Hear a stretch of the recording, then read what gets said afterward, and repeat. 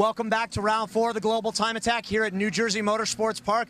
My name's Nads, and I'm here with Eric Plebani of World Racing. This guy's day job is making the 1,000 horsepower Team Need for Speed World Racing Scion TC do things that a front-wheel drive car shouldn't do. But what I'm most enamored with is his daily. What are we looking at here, Cobra? Well, basically, this is a 1980 Porsche SC. It's been converted to house a Mitsubishi motor in the back. So basically, I took an air-cooled German work of art and cut it all up and bastardized it with a Japanese power plant. What an a-hole, seriously, man. I mean, the Porsche guys must hate you, and I assume the Mitsubishi guys probably don't like it either. Yeah, it's half and half. Some of the Porsche guys like it, some of them hate it. You know, Mitsubishi guys, they seem to like it, so. Now, obviously, we don't condone any motorsports activity on public highways, but I've heard some stories about you on maybe, let's just say, a track, or maybe it's filmed in Mexico or whatever you want to call it.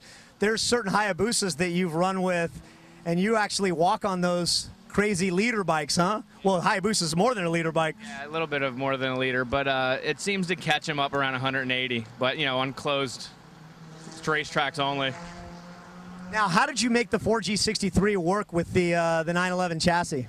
Basically, it was a pretty easy swap for me. I went with, once I decided to do the swap, I just built an adapter plate to house on the actual Porsche transmission. Once the Porsche tranny and the engine were lined up, I just built everything around it. The hardest part of the thing was the cooling system. You know, to make a car that's actually air-cooled from the factory have a cooling system with the motor in the back, that was the trickiest part. Once that was accomplished, everything else was flawless. Yeah, I gotta say, this thing's pretty crazy. Now, you were telling me too that because of the conversion, you're losing about 100 horsepower from the crank to the wheels. Yeah. And what are you putting down to the wheels on the dyno? It makes about 525 to the wheels, so I lose a little bit through the drivetrain, but the car's light. It's 2,600 pounds with me in it. That was like a go-kart. Yeah, it must. You scared the world video producer, Adam, senseless. So I'd love to be scared senseless. I'd love to get a ride in this before the end of the weekend. What do you think about that?